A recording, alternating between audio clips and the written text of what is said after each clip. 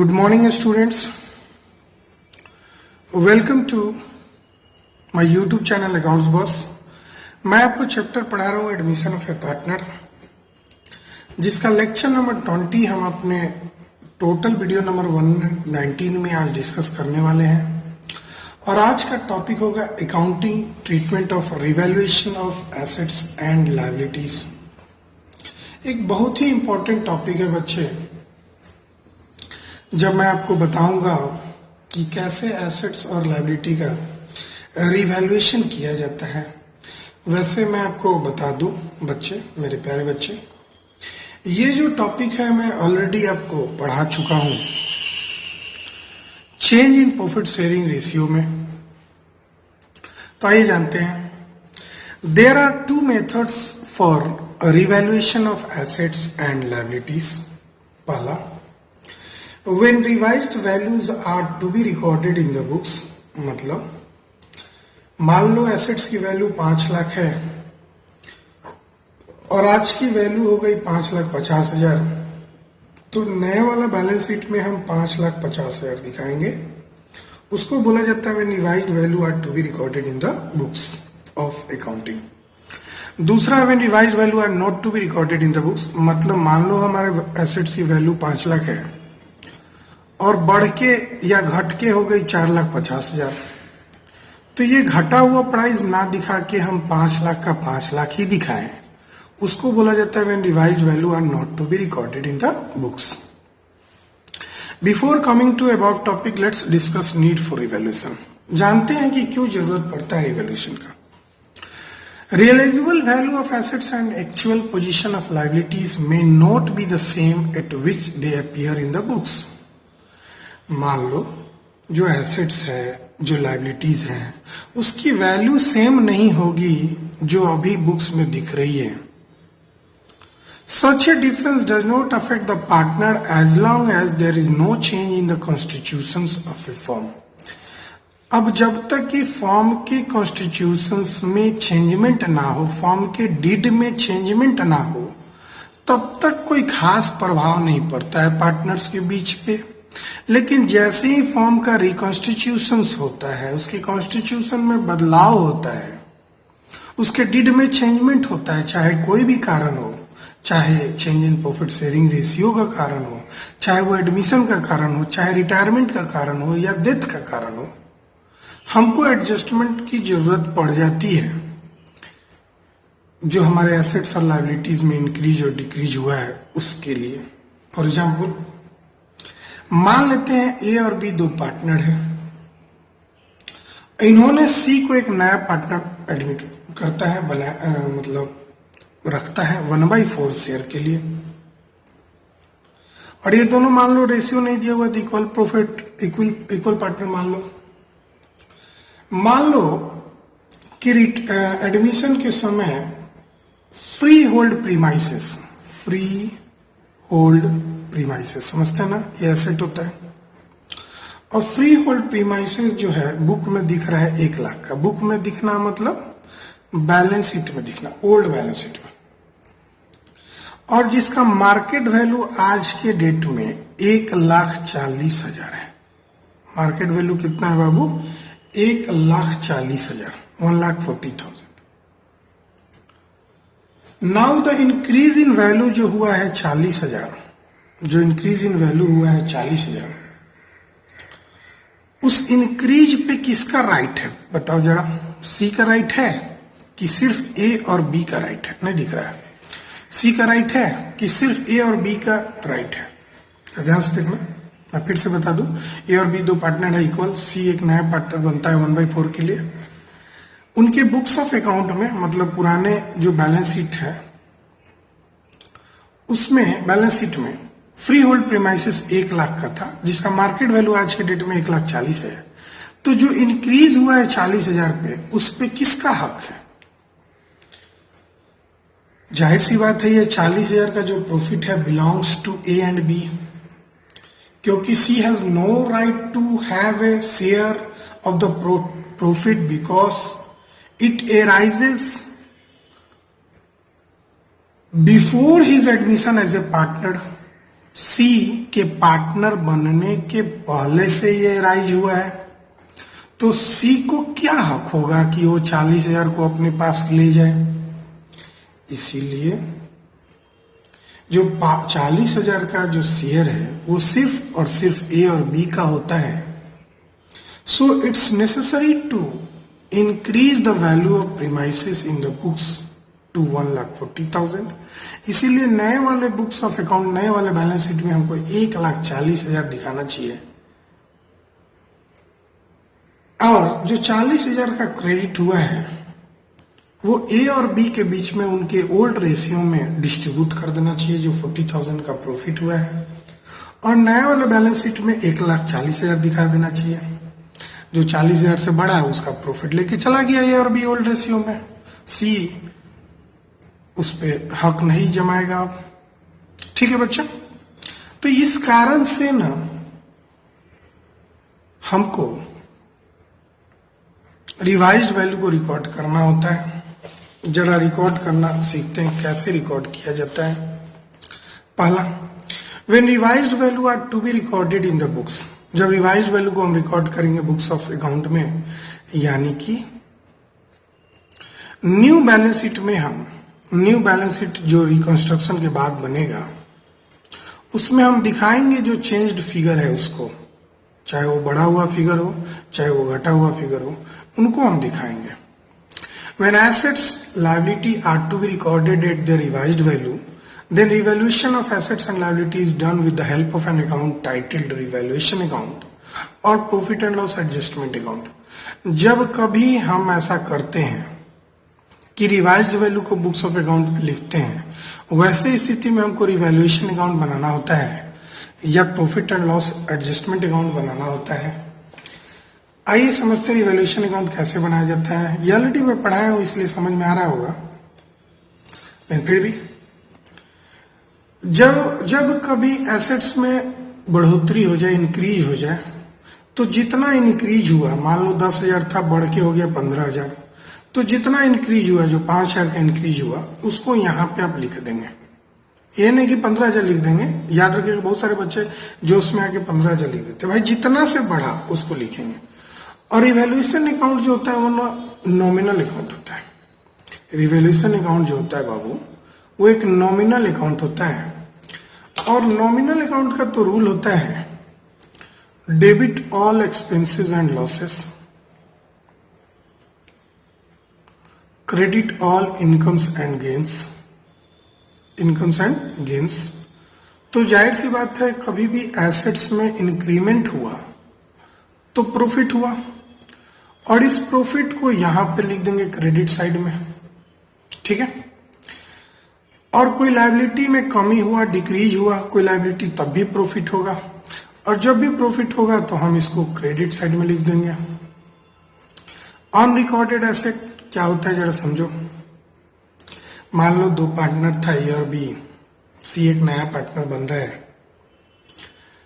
ए और बी जब बिजनेस करते थे तो उनको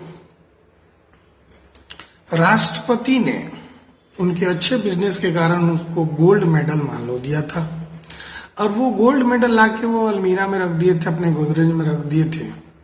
लेकिन जब सी नया पार्टनर एडमिट हुआ तो उसको लगे वो लोग रिवैल्यूएशन उसका वैल्यू लगाने, क्योंकि उसका तो रिकॉर्डिंग उन्होंने कर नहीं रखा था, उसको कहीं लिखित रूप नहीं दिया था, उनको मिला था, वो ला के रख दिए थे। लेकिन अब तो वो गोल्ड का चीज है भाई, एसेट होगा ही, उतना बड़ा गोल्ड है वो एसेट होगा ही। अब सी नया पार्टनर बन रहा है तो सी को बताना पड़ेगा ना, भाई मेरे पास एक गोल्ड कॉइन है पहले से। तो उस तरह की चीजों को अनरिकॉर्डेड एसेट कहा जाता है, जो अभी तक रिकॉर्ड कहीं नहीं किया गया था बुक्स ऑफ अकाउंट में, जो अब रिकॉर्ड किया जाएगा। तो उस तरह से भाई एसेट्स की वैल्यू बढ़ जाएगी, बढ़ेगी तो प्रॉफिट होगा तो क्रेडिट में लिख दिया जाएगा। आगे बढ़ते हैं। अगर कोई एसेट्स की वैल्यू घट गई तो लॉस हो जाएगा, और लॉस को कहां लिखेंगे, डेबिट साइड में, एज पर रूल देखो। कोई लायबिलिटी की वैल्यू अचानक से बढ़ जाए तब भी लॉस होगा, लॉस को कहां लिखेंगे, डेबिट साइड में, as per rule. Unrecorded liability, मान लो कोई लायबिलिटी था जिसका पेमेंट करना था, छूट गया था गलती से, अब सी नया पार्टनर बन रहा है तो सब लाइबिलिटी का जांच पड़ताल हो रहा है, तब तक अचानक से एक बंदा पहुंच जाए जो आपका क्रेडिटर था और बोले कि भैया देखो हमने आपको सामान बेचा था, तुमने हमको अभी तक पेमेंट नहीं किया है, अब करो पेमेंट। तो ए और बी तो उसको बोलेगा ठीक है हम कर देंगे, अभी नहीं बाद में कर देंगे, लेकिन उसको रिकॉर्ड तो वो लोग करने का। तो इस तरह की लाइबिलिटी जो अचानक से उभर के आ जाए सामने, उसको बोला जाता है अनरिकॉर्डेड लाइबिलिटी, और उसको फिर से लिखना पड़ता है। चूंकि ये लॉस है फर्म के लिए तो डेबिट साइड में लिख देंगे। समझ गए ना? क्रेडिटर टपक गया, बोला कि भाई देखो सामान बेचे थे अभी तक पेमेंट नहीं किया, उसको समझा बुझा के बात बनी कि ठीक है बाद में पेमेंट कर देंगे, तब तक ही तुम्हारी लाइबिलिटी को हम शो कर दे रहे हैं। अब याद रखना, नॉमिनल अकाउंट जब है तो क्रेडिट साइड में इनकम है, डेबिट साइड में एक्सपेंस है। तो जब क्रेडिट ज्यादा होगा तो प्रॉफिट होगा, मतलब इस साइड के सम अगर ज्यादा हो गए तो प्रॉफिट होगा, और प्रॉफिट रिवोल्यूशन अकाउंट का जो होगा वो पार्टनर्स कैपिटल अकाउंट या करेंट अकाउंट जो भी होगा उस समय उसमें ट्रांसफर हो जाएगा। लेकिन हमेशा याद रखना ओल्ड पार्टनर में होगा, न्यू पार्टनर में नहीं होगा, और ये ओल्ड रेशियो में होगा। किस रेशियो में होगा बाबू? ओल्ड रेशियो में, ठीक है ना?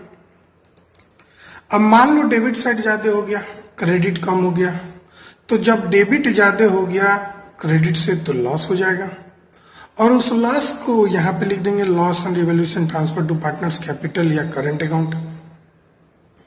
और ये भी लॉस जो होगा ना ओल्ड रेशियो में ही होगा, ओल्ड पार्टनर के बीच में, सी के बीच में नहीं बटेगा बच्चे। ओल्ड रेशियो ओल्ड पार्टनर हमेशा याद रखिएगा, ठीक है? ये तो रहा लेजर। जरा हम जानते हैं बच्चे कि कैसे हम इसका जर्नल करेंगे। तो accounting interest to record revaluation of asset and reassessment of liability, जरा लाइन से हम लोग पढ़ते हैं। For increase in value of asset क्या जर्नल एंट्री बनेगा? एसेट्स की वैल्यू बढ़ेगी तो एसेट्स डेबिट होगा, as per my rule DC adler. Assets की वैल्यू बढ़ेगा तो एसेट्स डेबिट होगा। भाई याद रखना, एक डीसी एडलर भैया थे। अब डीसी एडलर भैया का कहानी क्या है जरा देखिए। आप अगर मेरे स्टूडेंट नहीं हैं, आज पहली बार पढ़ रहे हैं तो जानना जरूरी है। एसेट ड्रॉइंग और एक्सपेंस ये बढ़ता है तो डेबिट होता है, और घटता है तो क्रेडिट होता है। लायबिलिटी इक्विटी, इक्विटी मतलब कैपिटल होता है बच्चे, और रेवेन्यू ये बढ़ेगा तो क्रेडिट होगा और घटेगा तो डेबिट होगा। याद रखिएगा, यही डीसी भैया का कमाल है।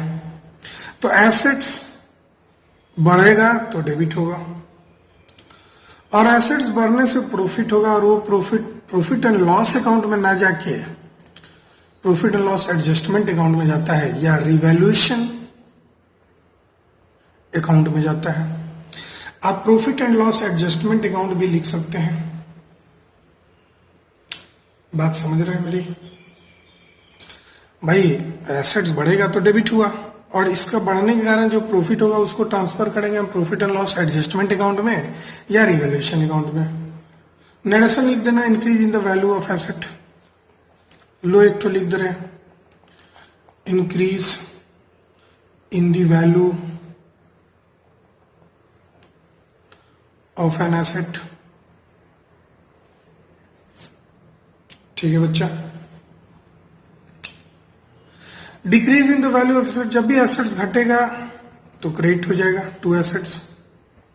इंडिविजुअल एसेट होगा बच्चा, एसेट लिखो, एसेट्स मत लिखो, मतलब हर एक एसेट्स का नाम अलग अलग लिखना होगा। लैंड बढ़ेगा तो लैंड, बिल्डिंग बढ़ेगा तो बिल्डिंग, मशीनरी बढ़ेगा तो मशीनरी। इंडिविजुअली लिखना होगा, जोड़ के नहीं लिखना है, इसलिए हम एसेट लिख दिया। और एसेट्स का वैल्यू कम होगा तो लॉस होगा, लॉस पीएनएल एडजस्टमेंट अकाउंट में जाएगा, यानी रिवैल्यूएशन अकाउंट में जाएगा। लॉस डेबिट होता है तो डेबिट हम कर दिए। Increase in the amount of liability, अब लायबिलिटी बढ़ता है तो क्रेडिट होता है, ये हम पढ़े थे। अब लायबिलिटी बढ़ेगा तो फर्म को नुकसान होगा, नुकसान जाहिर सी बात है खर्चा डेबिट में जाएगा रिवोल्यूशन अकाउंट के। बड़ा आसान सा जर्नल एंट्री है। Decrease in the amount of liability, अब लायबिलिटी घटेगा तो डीसी एडलर भैया का कहानी अगर याद होगा तो लायबिलिटी घटता है तो प्रॉफिट होता है और डेबिट हो जाएगा, फिर लायबिलिटी घटेगा तो लायबिलिटी अकाउंट दिया। और जो प्रॉफिट हुआ वो profit and loss adjustment account में यानी कि रिवैल्यूएशन अकाउंट में लिख देंगे। याद रखना प्रॉफिट एंड लॉस अकाउंट में नहीं जाता है, उसमें तो डायरेक्ट एक्सपेंस जाता है बच्चा, ये सारा चीज नहीं जाएगा। ऑन रिकॉर्डेड एसेट, भाई अचानक से एक एसेट बढ़ गया, एसेट बढ़ेगा तो डेबिट कर लो जो ऑन रिकॉर्डेड एसेट है। On recorded asset account DR, बढ़ने से प्रॉफिट होगा, प्रॉफिट को क्रेडिट कर देंगे रिवैल्यूएशन अकाउंट में। बड़ा आसान सा एंट्री है। इसका ठीक उल्टा हो जाएगा, ऑन रिकॉर्डेड लायबिलिटी को रिकॉर्ड करोगे तो लायबिलिटी बढ़ेगा, लायबिलिटी बढ़ेगा तो फर्म को नुकसान होगा।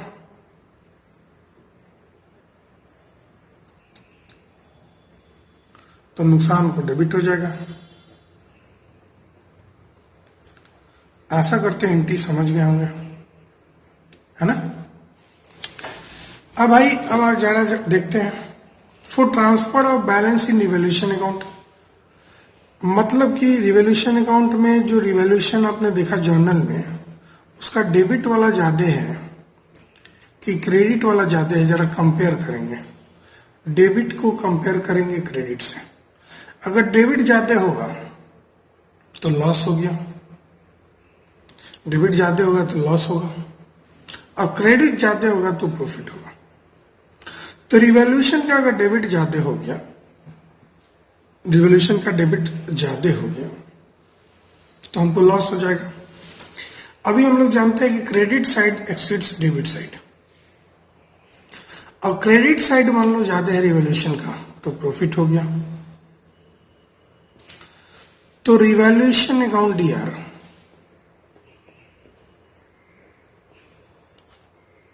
To old partners capital account, याद रखिएगा हमेशा, या करंट अकाउंट, ये हमेशा ओल्ड रेशियो में होगा बच्चा। और एक बार और याद रखिएगा, अगर जर्नल के बेसिस पे इसको कर रहे हैं आप, डेबिट क्रेडिट नहीं जोड़ रहे हैं, तो रिवैल्यूएशन का डेबिट आप जोड़ लिए ज्यादा हो गया, सॉरी क्रेडिट जोड़ लिए ज्यादा है, मतलब ये क्वेश्चन चल रहा है हमारा क्रेडिट ज्यादा है डेबिट से। तो चूंकि क्रेडिट और डेबिट को बराबर करना होता है, जरा ध्यान से समझिएगा, टेक्निकल बात बता रहे हैं हम। आपने बोला क्रेडिट ज्यादा है तो जाहिर सी बात है क्रेडिट ज्यादा है तो प्रॉफिट हो गया। अब हमको डेबिट और क्रेडिट को बराबर करना है, तो क्रेडिट में रिवैल्यूएशन ज्यादा था तो रिवैल्यूएशन को हमको डेबिट करना पड़ेगा जितना से वो क्रेडिट में था ज्यादा। अब डेबिट क्रेडिट बराबर हो गया। और लॉस होगा तो इसका रिवर्स एंट्री कर देंगे, यानी ओल्ड पार्टनर्स कैपिटल या current account DR to old partners, sorry to revaluation account. ठीक है बच्चा, जरा यहां देखना, यहां पे मैंने बोला कि आपका डेबिट ज्यादा है क्रेडिट से, तो आपको डेबिट और क्रेडिट बराबर करना है किसका, रिवैल्यूएशन का, रिवैल्यूएशन का डेबिट और क्रेडिट बराबर करना है। चूंकि डेबिट ज्यादा है तो हमको क्रेडिट में रिवैल्यूएशन लिखना पड़ेगा, तो देखो हम क्रेडिट में रिवैल्यूएशन लिख दिए। ये टेक्निकल बात है, वैसे कॉन्सेप्ट आपको याद है तो रट लिए हैं तो ठीक है, नहीं तो जरा टेक्निकल बात समझ लो। हमको रिवैल्यूएशन का क्लोजिंग करना होगा तो डेबिट और क्रेडिट को बराबर करना होगा। तो मान लो अगर डेबिट ज्यादा है तो क्रेडिट में रिवैल्यूएशन लिख देंगे, क्रेडिट ज्यादा है तो डेबिट में रिवैल्यूएशन लिख देंगे, बस छोटी सी बात है। और ओल्ड पार्टनर्स जहां कम होगा उधर लिख देंगे। अब भाई अब क्यों डेबिट हुआ ये भी लॉजिक है इसके पीछे भी। अब भाई फर्म को अगर नुकसान हुआ, फर्म को लॉस हुआ, तो उसके कारण पार्टनर्स के जो कैपिटल है वो डिक्रीज करेगा, और पार्टनर्स का कैपिटल डिक्रीज करेगा तो वो डेबिट हो जाएगा।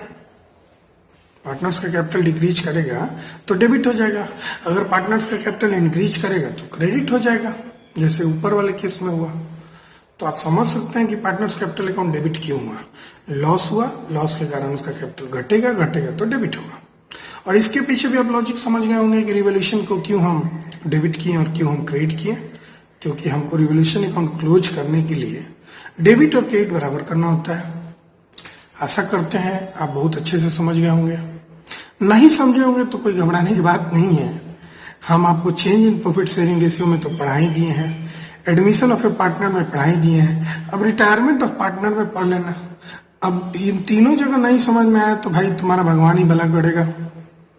भाई मेहनत करो, मेहनत करो, यहाँ भी सीखो, यहाँ भी सीखो, यहाँ भी सीखो, हर जगह सीखना, अच्छे तरीके से सीखना, कहीं भूलना मत। ठीक है बच्चे, थैंक्स। मिलते हैं बच्चे अपने नेक्स्ट लेक्चर नंबर 21 में। ठीक है, बाय बाय, टेक केयर।